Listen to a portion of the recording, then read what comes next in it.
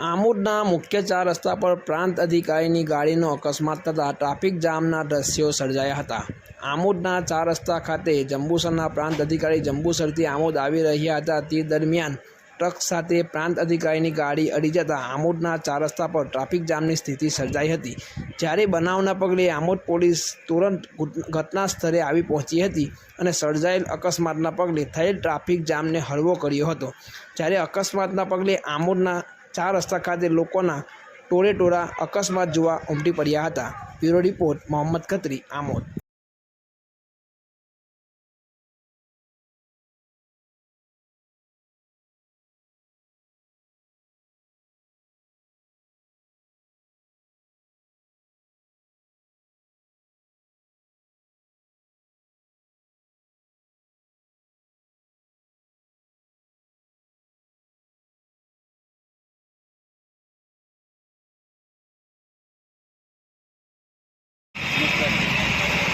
અકસ્માત મારી ગાડી આવી હતી, મારા કાચે થોડી ટચ થઈ, કાચ પર ટચ થઈ ગઈ હોય, ડ્રાઈવર ફસી ગયો।